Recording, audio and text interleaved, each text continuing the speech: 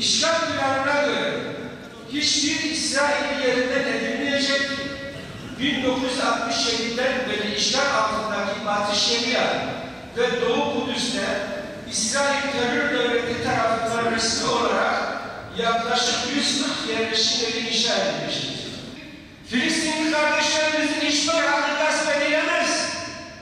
Bu işgal girişimi eninde sonunda başarısız kalacak, akamete uğrayacak, tarihin çöplüğünde çürümeye mahkum olacaktır.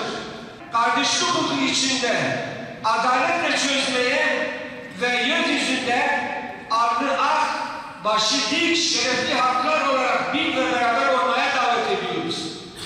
Aksi takdirde Siyonist terör devleti İsrail'in korunması gibi davranan küresel güçlere yem olacaklarını hatırlatmak isteriz. Euzubillahimineşşeytanirracim. Bismillahirrahmanirrahim.